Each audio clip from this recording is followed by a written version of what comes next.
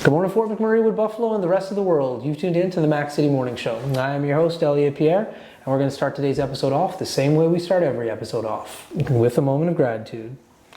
I know you could be doing a million other things with your time, and the fact that you spend it with us truly does mean the world to me, so thank you. On that note, Tanner, hit him with the intro.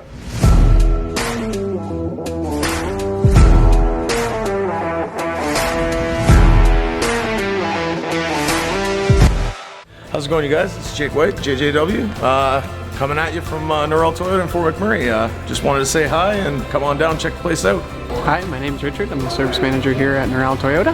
Hi there, I'm Adam. I'm here at Norrell Toyota. I'm a product advisor. Hi, I'm Cass. I'm the appointment coordinator. Happy to help you. Hey, it's Keith Simpson here. I'm the general manager of Norrell Toyota, soon to be Fort McMurray Toyota. Pretty excited for a new dealership. As you've seen, you met all my staff. These guys are all my family. We're here to take care of you. Come on down and be part of our family. And we are back. Big shout out to Norrell Toyota, our title sponsor for today's episode. We really do appreciate your ongoing support. As everybody knows, I do not introduce my guests because they can do a better job at that than myself. So can you please tell everybody at home who you are and what you're about? Yeah, hello. My name is Isabella O'Sullivan. I work here at Discovery Keys YMM, and I am the vocal teacher and theory teacher. What does theory mean? So vocal / theory. Okay. All of the teachers here teach theory as well. Okay. It's kind of implemented with all of us. So theory is pretty much like learning how to read sheet music kind of thing, and like just learning about notes and all of the like actual musicality, all the fun big words like crescendos and decrescendos and all the like musical terms as well, kind of thing. And how did you get into that? Wow. I have been like involved with the arts pretty much my entire life since I was a kid. I've always been singing, and I wanted to go into the entertainment industry, but this is close enough. Okay. I love teaching though as well. I went into university for fine arts and education, so teaching and teaching the arts is like two of my favorite things. So I got like the best of both worlds. Where did you go to school? I went to the University of Calgary and then also at Kano. Yeah. Okay, yeah. So are you from here? Yes, I'm born and raised. Yeah. There we go. What high school did you go to? I went to Westwood. Oh. I'm sorry. American comp. It's okay. We all miss Your place isn't terrible. Yeah, that's exactly it. Yeah, they had a theater in there, so they had me sold with that. So. So when you were going to high school there, what kind of programs were you in for like art-based stuff? Oh yeah, I was always in arts. I went to McTavish before when they were just the middle school, and they had a really good arts program there too, so I can only imagine what it's like now. But Westwood had a very good one as well, and I did most of like the musicals, and there was like one acts as well. One acts. But I would also do the shows at Kano, so at times I'm doing like 4 shows at once. So it was a lot. What were you in at Kano?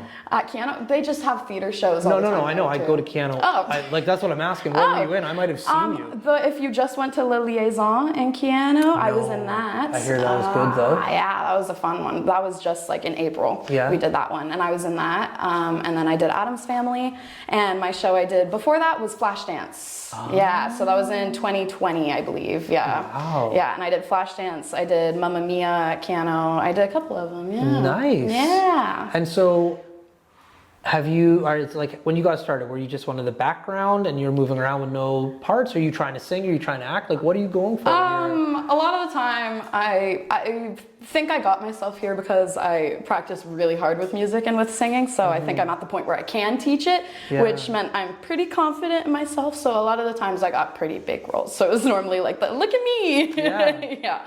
I've always kind of tried to be up in front of everybody's face, so that's normally what it is. When you're up on stage, what are you looking at? Like, what does it look like to you? I know what it looks like for me as an audience member. Yeah, so most of the time you're looking, it's just spotlight. Right in the eyes. So that's why sometimes I can stare at the sun now because you're just so used to spotlights in your face that like driving up the road and the sun's in your eyes doesn't bother me. Yeah. You always normally have like spotlights directly in your face, and then you just see like black abyss.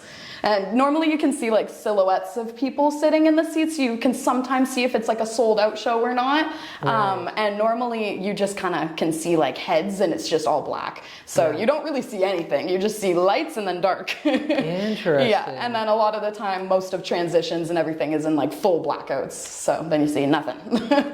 Let's talk about that. Yeah. So when I go to see these plays, like you said, when it's blacked out and you're moving set designs and you're moving, like obviously that part is planned and choreographed as well. Oh yeah. How the heck are you guys moving stuff in the dark? Is it as dark as it looks to me? Yeah. So basically what we do to help us is, it is very hard sometimes. There was one time I did a show where my contacts didn't come in on time and I didn't have my glasses and I had to do it blind. But most of the stuff was in blackouts, so it can be very daunting. But a lot of the time where you have to put set pieces, they'll have little marks of tape all over the floor that glow in the dark. So only we can see it, and people on the stage can't really see it, but they have little tiny like X's, or they'll have little tiny corners just to know where to set it up, and you can see them on the floor. Oh, yeah. okay. And they'll have like blue ones for different ones and yellow, they'll color coded for all the different set pieces. Yeah. Yeah. Interesting. Because like that's the one part about going to see plays. I'm just like, how are they doing that in the dark? Yeah. And there was one here, Misery, I think. Yes, that was an amazing show. I watched that as well. So good. I know the lady who played it. She like works for the Multicultural Association. Yeah. She's the sweetest lady in the world, right? Yeah. And then I saw her in that role, and I went into her like 2 days later. I'm like, I don't even want to look at you anymore, because like I'm horrified of you. Yeah. And she's like, I know I'm not that person. I'm like, Yeah. you were pretty convincing. That was a really phenomenal show. Even like they had like the fake snow going, and they had so much on the go for that Yeah. show. That was awesome. Yeah. But they had to move so many pieces. I'm just like, how? And like, but that's how. Yeah, we have little. markers in the They're called dark. spike marks. Okay, Yeah. interesting. Yeah. So you look at the spikes. Yeah. And then they're there. Yeah. Very cool. So when it comes to singing, what kind of singing do you like to do? So for singing, I'm very biased because I'm so theatrical. I love musical theater. Okay. But I also, knowing so much music and listening to so much music and it just being consuming my entire life, musical theater to me is probably one of the most challenging genres to sing in general, just because normally it's for musically trained people like Broadway and whatnot, right? So they're by nature just more challenging in that way to me personally. Yeah. So even like when I teach my kids, I love to choose songs from musicals just because they're really hard and challenging, and it's like a big obstacle to come over for those ones, but also they're a lot of fun and they have a lot of personality and emotion, tells a story, so it kind of keeps them engaged as well. So yeah, I would say musical theater is where my strong suit lies. Yeah. Okay. Disney movies, like maybe? Oh yeah, Disney movies Like, for sure. Would that count as like a musical? In regards to some of the Yeah, that would sing-songing? definitely count. Like some Disney princesses got crazy voices, Yeah. so 100%. I have a student right now singing Princess and the Frog. I've had a couple students sing from Tangled. Musical theater and Disney definitely tie into each other for sure, because they can be considered musicals. Yeah, 100%. Now, with your students that are coming in, like, what do you feel are the expectations that they're trying to achieve? Like, do they want to become like TikTok famous? Do they just want to be able to sing at school? Fair. So it kind of varies for each student. I have some students that come in and sit down and they're like, okay, I'm gonna be famous, make it happen. So some of them have that confidence, and I'm like, I will do my best. And some other students just come in and they're like, I am petrified to sing, I don't want to sing, and you just kind of, most of them, it's getting fear over singing in front of people. A lot of them is just like the fear of singing in general kind of thing. So it's kind of warming them up to that, and also showing them techniques that can make them better so they feel more confident in singing. Yeah. I like that you went to confidence, because I was going to ask a question about that. How do you help students get confidence? Because I know a lot of artsy people aren't usually the most like outward going. Yeah. And from filming this show, we've really learned that. Is like, fair. I have no problem doing this and having a conversation. Yeah. And so I figured that, you know, when somebody who performs all the time would come on the show, easy. Oh yeah. But normally they're quite nervous. So how do you get people to get over their nerves and get that confidence? I feel like for adults and kids, it's kind of different because I do teach both. So it does kind of vary. For students, it's repetitiveness. It's just making them hear their voice all the time so that they're comfortable with it. And since they're singing in front of me, it kind of slowly, subconsciously takes away that fear because they are singing in front of another person. Yeah, fair enough. And honestly, like the more they sing it and the more we learn new techniques or breathing and not running out of breath, they start to notice that they do sound better, so then that kind of makes them more confident too, feeling the like change in their voice. Sometimes it's slower than other students. Like we just had a concert and I had one girl that was super confident, and then we got there and she was like, I can't do this. I can't do this. And everybody was so nice and everyone turned around while she sang. And she did it though.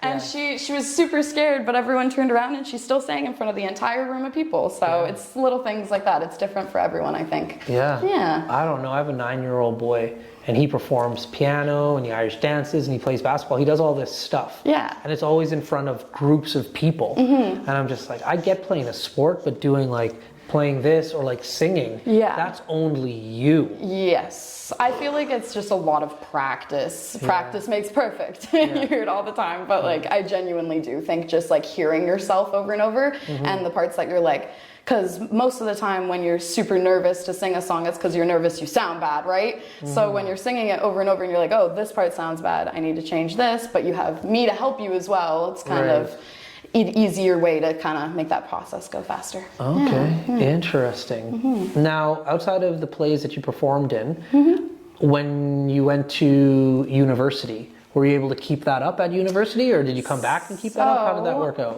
Once COVID hit, I actually took a 4-year hiatus from theater, and I didn't do theater for 4 years. Yeah. So I came back and I did my first show. I did Addams Family, and I got right back into it, full tilt. I had this teaching job for a significant amount of time, but I hadn't done any theater, and I hadn't done it since really like around high school kind of time. And I decided, you know what, why not? And I did it, and I am so happy I did, because now I got so many of my friends from the community back as well, because it's all the same people a lot of the time, a lot of new awesome people as well. But yeah, I took a big break and then I was working a lot as well. And then I had this teaching job, and it allowed me to have enough time to be able to do a theater show as well. So it was very nice. Yeah. When you're doing theater, it's so much prep work and the time investment is crazy. So if you took a 4-year hiatus, what did you do with all your free time? Well, at one point I had 4 jobs. So there was that. For a while. Okay. Yeah, for a while. And I was in a relationship at the time, and so just kind of in that, and I did a lot of traveling, that sort of thing, but there was always something missing. I knew it. I always knew that I should be filling up my time with this. Yeah, cool. And then got out of that relationship, and other things happened, and I have this job, and it had enough time opened up. I wasn't taking school, so I was like, you know what? Let's go back into it, and I don't regret a thing. Nice. Yeah. I missed everyone. Yeah. Where did you go traveling to? Well, I love going to Banff all the time. Okay. I normally try to do that in the summer, like once a month.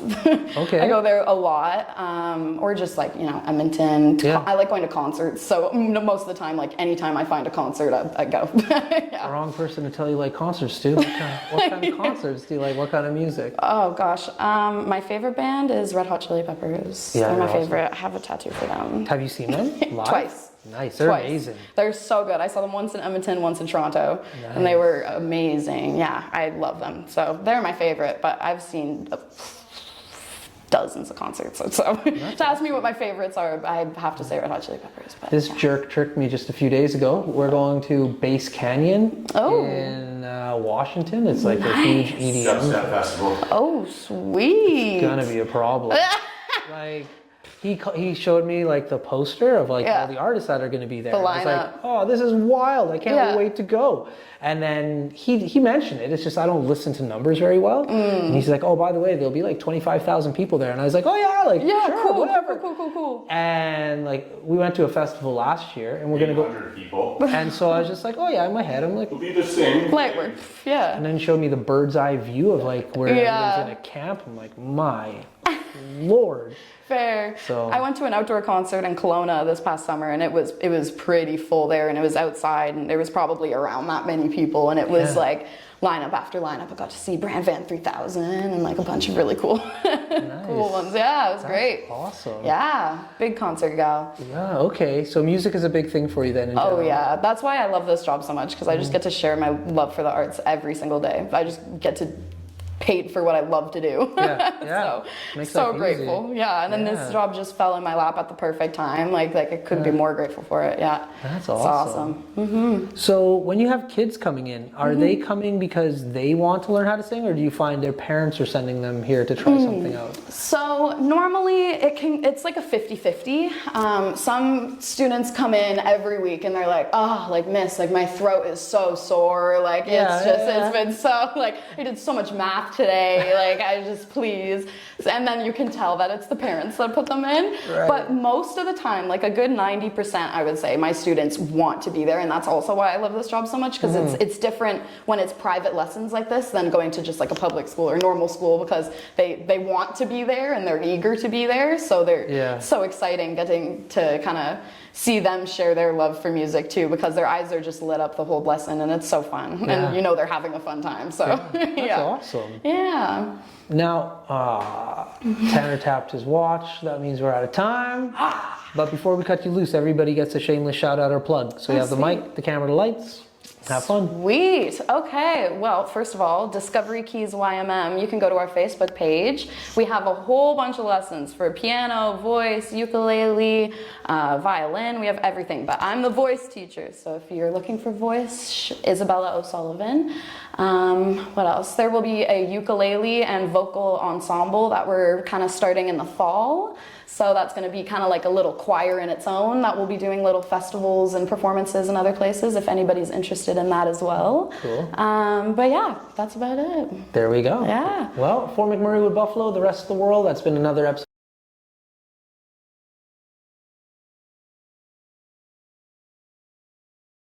I hope you're all having a